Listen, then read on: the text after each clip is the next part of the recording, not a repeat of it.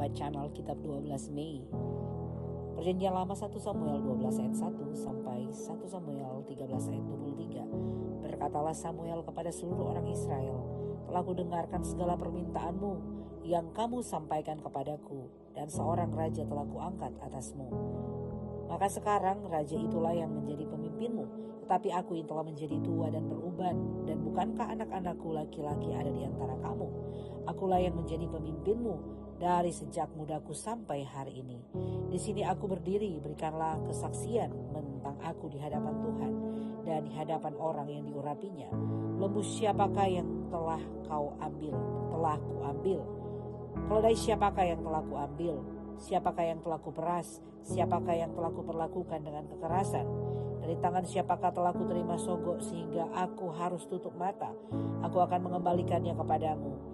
Jawab mereka, engkau tidak memeras kami dan engkau tidak memperlakukan kami dengan kekerasan dan engkau tidak menerima apa-apa dari tangan siapapun. Lalu berkatalah ia kepada mereka, Tuhan menjadi saksi kepada kamu dan orang yang diurapinya pun menjadi saksi pada hari ini bahwa kamu tidak mendapat apa-apa dari tanganku. Jawab mereka, dia menjadi saksi.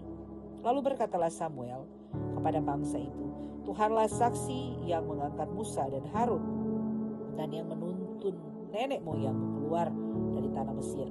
Maka sebab itu berdirilah supaya aku bersama-sama dengan kamu berhakim di hadapan Tuhan mengenai segala perbuatan keselamatan Tuhan yang telah dikerjakannya kepadamu dan kepada nenek moyangmu. Ketika Yakub datang ke Mesir dan nenek moyangmu berseru-seru kepada Tuhan, maka Tuhan mengutus Musa dan Harun yang membawa nenek moyangmu keluar dari Mesir dan membiarkan mereka diam di tempat ini. Tetapi mereka melupakan Tuhan Allah mereka dan ia menyerahkan mereka ke dalam tangan Sisera, panglima tentara di Hasor, dan ke dalam tangan orang Filistin dan Raja Moab yang berperang melawan mereka. Mereka berseru-seru kepada Tuhan, katanya, kami telah berdosa, sebab kami telah meninggalkan Tuhan dan beribadah kepada para Baal dan para Asitoret. Maka sekarang lepaskanlah kami dari tangan musuh kami, maka kami akan beribadah kepadamu. Sesudah itu Tuhan mengutus Yerubbaal, Barak, Yefta dan Samuel dan melepaskan kamu dari tangan musuh di sekelilingmu, sehingga kamu diam dengan tentram. Tetapi ketika kamu melihat bahwa Nahas, raja Bani Amon mendatangi kamu, maka kamu berkata kepadaku, tidak, seorang raja harus memerintah kami, padahal Tuhan Allahmu adalah rajamu. Maka sebab itu lihat, itu raja yang telah kamu pilih, yang kamu minta. Sesungguhnya Tuhan telah mengangkat raja atasmu, asal saja kamu takut akan Tuhan, beribadah kepadanya, mendengarkan firman-Nya dan tidak menentang titah Tuhan. Dan baik kamu maupun raja yang akan memerintah kamu itu mengikuti Tuhan Allahmu. Tapi jika kamu tidak mendengarkan firman Tuhan dan kamu menentang titah Tuhan, maka tangan Tuhan akan melawan kamu dan melawan rajamu. Sekarang tinggallah berdiri dan lihatlah perkara yang besar yang akan dilakukan Tuhan di depan matamu ini. Bukankah sekarang musim menuai gandum? Aku akan berseru kepada Tuhan supaya ia memberikan guru dan hujan. Lihatlah, sadarlah bahwa besar kejahatan yang telah kamu lakukan itu di mata Tuhan dengan meminta raja bagimu. Lalu berserulah Samuel kepada Tuhan, maka Tuhan memberikan pada hari itu guru dan hujan, sehingga sangat takutlah seluruh bangsa itu kepada Tuhan dan kepada Samuel. Berkatalah seluruh bangsa itu kepada Samuel, berdoalah untuk hamba-hambamu ini kepada Tuhan Allahmu, supaya jangan kami mati. Sebab dengan meminta raja bagi kami, kami menambah dosa kami dengan kejahatan ini. Dan berkatalah Samuel kepada bangsa itu, jangan takut. Memang kamu telah melakukan segala kejahatan ini, tetapi janganlah berhenti mengikuti Tuhan, melainkan beribadahlah kepada Tuhan dengan segenap hatimu. Janganlah menyimpang untuk mengejar dewa kesia-siaan yang tidak berguna dan tidak dapat menolong, karena semuanya itu adalah kesia-siaan belaka. Sebab Tuhan tidak akan membuang umat-Nya, sebab namanya yang besar. Bukankah Tuhan telah berkenan untuk membuat kamu menjadi umat-Nya? Mengenai aku, jauhlah daripadaku untuk berdosa kepada Tuhan dengan berhenti mendoakan kamu. Aku akan mengajarkan kepadamu jalan yang baik dan lurus. Hanya takutlah akan Tuhan dan setialah beribadah kepadanya dengan segenap hatimu. Sebab ketahuilah betapa besarnya hal-hal yang dilakukannya di antara kamu.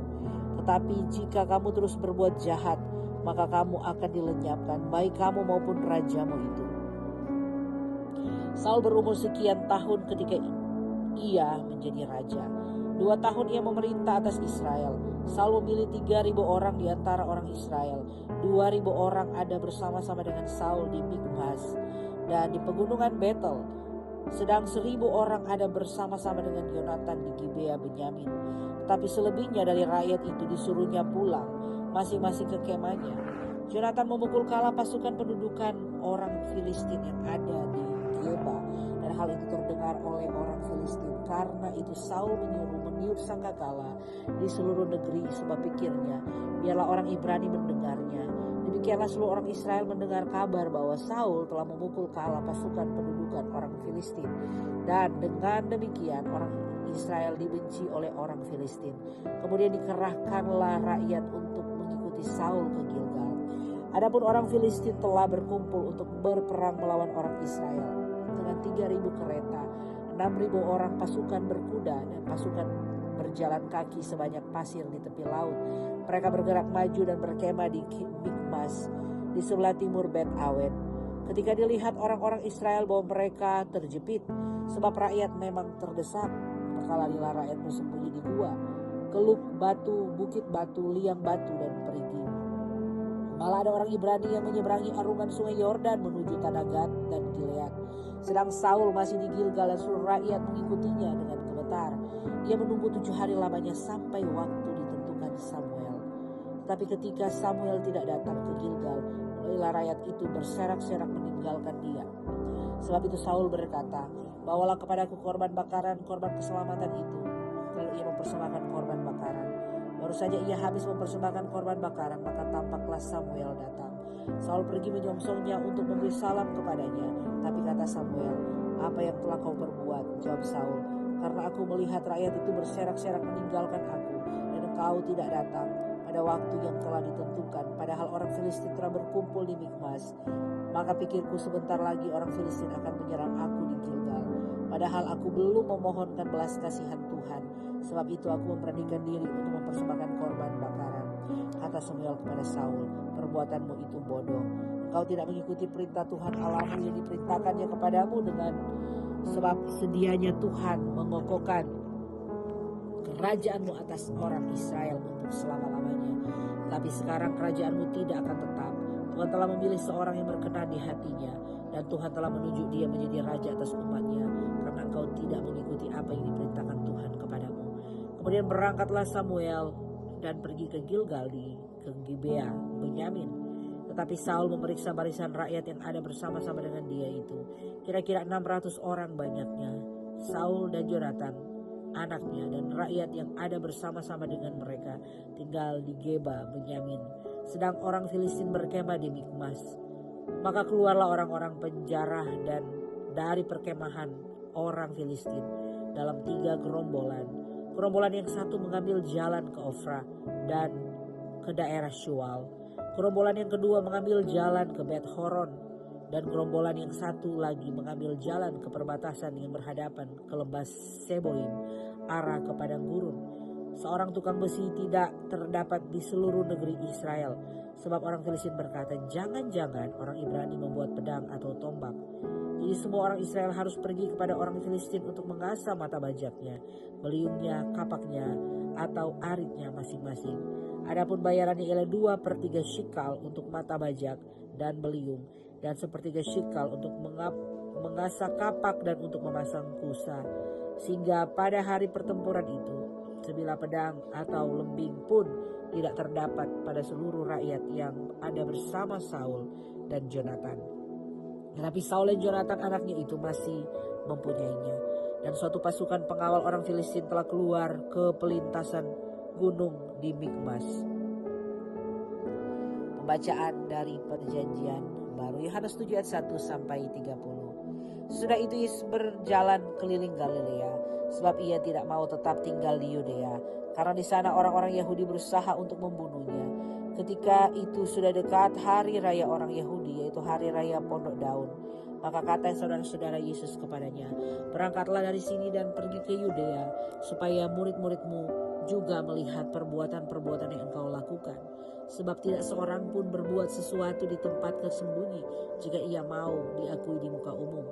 Jikalau engkau berbuat hal-hal yang demikian, tampakkanlah dirimu kepada dunia, sebab saudara-saudaranya sendiri pun tidak percaya kepadanya. Maka jawab Yesus kepada mereka, waktuku belum tiba, dan tetapi bagi kamu selalu ada waktu. Dunia tidak dapat membenci kamu, tetapi ia membenci aku. Sebab aku bersaksi tentang dia bahwa pekerjaan-pekerjaannya jahat. Pergilah kamu ke pesta itu, aku belum pergi ke situ karena waktuku belum genap. Demikianlah katanya kepada mereka, dan ia pun tinggal di Galilea. Tetapi sesudah saudara-saudara Yesus berangkat ke pesta itu, ia pun pergi juga ke situ, tidak terang-terangan tetapi diam-diam. Orang-orang Yahudi mencari dia di pesta itu dan berkata, di manakah ia? Dan banyak terdengar bisikan di antara orang banyak tentang dia. Ada yang berkata ia orang baik, ada pula yang berkata tidak, ia menyesatkan rakyat. Tapi tidak seorang pun yang berani berkata terang-terangan tentang dia karena takut terhadap orang-orang Yahudi. Waktu pesta itu sedang berlangsung, Yesus masuk ke bait Allah lalu mengajar di situ. Maka heranlah orang-orang Yahudi dan berkata, bagaimanakah orang ini mempunyai pengetahuan demikian tanpa belajar? Jawab Yesus kepada mereka, ajaranku tidak berasal dari diriku sendiri, tetapi dari Dia yang telah mengutus aku. Barang siapa mau melakukan kehendaknya, ia akan tahu entah ajaranku ini berasal dari Allah, entah aku berkata-kata dari diriku sendiri. Barang siapa berkata-kata dari dirinya sendiri, ia mencari hormat bagi dirinya sendiri. Tetapi barang siapa mencari hormat bagi Dia yang mengutusnya, ia benar dan tidak ada ketidakbenaran padanya. Bukankah Musa yang telah memberikan hukum Taurat kepadamu? Namun tidak seorang pun di antara kamu yang melakukan hukum Taurat itu. Mengapa kamu berusaha membunuh aku? Orang banyak itu menjawab, engkau kerasukan setan, siapakah yang berusaha membunuh engkau? Jawab Yesus kepada mereka, hanya satu perbuatan yang kulakukan dan kamu semua telah heran. Jadi Musa menetapkan supaya kamu bersunat. Sebenarnya sunat itu tidak berasal dari Musa, tetapi dari nenek moyang kita. Dan kamu menyunat orang pada hari Sabat. Jikalau seorang menerima sunat pada hari Sabat, supaya jangan melanggar hukum Musa, mengapa kamu marah kepadaku karena aku menyembuhkan seluruh tubuh seorang manusia pada hari Sabat? Janganlah menghakimi menurut apa yang nampak, tetapi hakimilah dengan adil. Beberapa orang Yerusalem berkata, bukankah dia ini yang mereka mau bunuh? Dan lihatlah, ia berbicara dengan leluasa dan mereka tidak mengatakan apa-apa kepadanya. Mungkinkah pemimpin kita benar-benar sudah tahu bahwa ia adalah Kristus? Tetapi tentang orang ini kita tahu dari mana asalnya. Tetapi bila mana Kristus datang, tidak ada seorang pun yang tahu dari mana asalnya. Waktu Yesus mengajar di bait Allah, ia berseru, memang aku kamu kenal dan kamu tahu dari mana asalku. Namun aku datang bukan atas kehendakku sendiri, tetapi aku diutus oleh Dia yang benar, yang tidak kamu kenal. Aku kenal Dia sebab aku datang dari Dia dan Dialah yang mengutus aku. Mereka berusaha menangkap Dia, tetapi tidak ada seorang pun yang menyentuh Dia, sebab saatnya belum tiba. Pembacaan dari Mazmur 108 ayat 2-14. Hatiku siap ya Allah, aku mau menyanyi, aku mau bermazmur. Bangunlah hai jiwaku, bangunlah hai gambus dan kecapi. Aku mau membangunkan fajar, aku mau bersyukur kepadamu di antara bangsa-bangsa ya Tuhan. Dan aku mau bermazmur bagimu di antara suku-suku bangsa. Sebab kasihmu besar mengatasi langit dan setiamu sampai ke awan-awan. Tinggikanlah dirimu mengatasi langit ya Allah, dan biarlah kemuliaanmu mengatasi seluruh bumi, supaya terluput orang-orang yang kau cintai. Selamatkanlah dengan tangan kananmu dan jawablah aku. Allah telah berfirman di tempat kudusnya, aku hendak beria-ria, aku hendak membagi-bagikan Sikem dan lembah Sukot hendak kuukur. Gilead punyaku, Manasya punyaku, Efraim ialah pelindung kepalaku, Yehuda ialah tongkat kerajaanku, Moab ialah tempat pembasuhanku. Kepada Edom aku melemparkan kasutku dan kepada Filistea aku bersorak-sorai. Siapakah yang akan membawa aku ke kota yang berkubu? Siapakah yang menuntun aku ke Edom? Bukankah engkau ya Allah yang telah membuang kami, dan yang tidak maju ya Allah bersama-sama bala tentara kami? Berikanlah kepada kami pertolongan terhadap lawan, sebab sia-sia penyelamatan dari manusia. Dengan Allah akan kita lakukan perbuatan-perbuatan gagah perkasa, sebab Ia sendiri akan menginjak-injak para lawan kita. Pembacaan dari Amsal Hikmat hari ini, Amsal 15 ayat 4. Lidah lembut adalah pohon kehidupan, tapi lidah curang melukai hati. Demikian pembacaan Alkitab hari ini.